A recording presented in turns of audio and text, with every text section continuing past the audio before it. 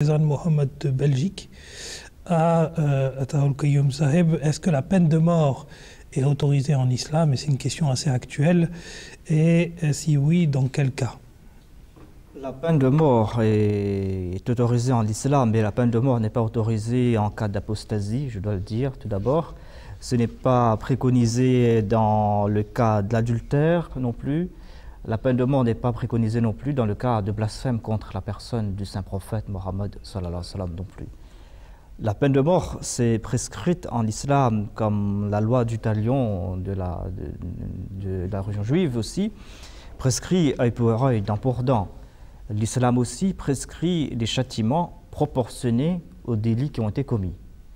Mais l'islam préconise aussi la réforme. L'islam ne dit pas non plus œil pour œil, dent pour dent, ou lorsqu'on vous frappe sur la joue droite, ouvrez la joue gauche. Mais l'islam nous présente la voie du juste milieu. C'est-à-dire que si un crime a été commis, si la personne qui a commis ce crime, par exemple un meurtre, si on sait que cette personne ne veut pas se repentir, si cette personne a récidivé, si cette personne a commis plusieurs crimes auparavant, si cette personne a des antécédents criminels, eh bien si la loi a prouvé que cette personne doit être châtiée, cette personne doit être châtiée. Mais la loi doit être entre les mains des autorités. Donc, l'islam permet la peine capitale. La peine de mort est autorisée en islam, mais c'est régi par ses règles. C'est-à-dire, si cette personne, le coupable, ne veut pas se réformer, dans ce cas, cette peine sera appliquée. Mais là aussi, l'islam préconise quelque chose d'autre. C'est vrai que l'islam ne donne pas la permission aux familles qui ont été de la victime de prendre la loi entre leurs mains, mais l'islam leur donne la permission de pouvoir pardonner aux coupables.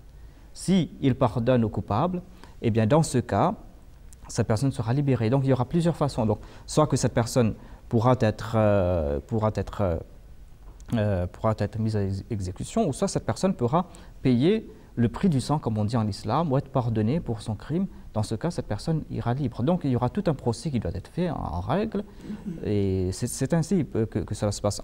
Je vais citer un verset du Saint-Coran dans lequel il est dit que « Ô vous qui croyez, les représailles équitables au sujet des tués vous sont prescrites. L'homme libre pour l'homme libre, l'esclave pour l'esclave, la femme pour la femme. Mais si une rémission en faveur est accordée à un homme par son frère, il faudra que les poursuites exercées soient exercées avec équité et que le meurtrier paie généreusement le prix du sang. » C'est-à-dire, vous avez bien vu que c'est prescrit la peine de mort. Mais si il y a les familles de la victime qui veulent pardonner aux coupables, dans ce cas, il peut y avoir pardon, il peut y avoir rémission. D'accord, très bien. Alors c'est vrai que c'est un peu plus nuancé du coup que la religion juive ou la loi du talion, qui est très directe et très franche. Et là, il y a quand même une faculté qui est laissée, il y a un petit sursis qui est tout de même laissé à la personne. Jazakallah, j'espère qu'on a répondu à cette question.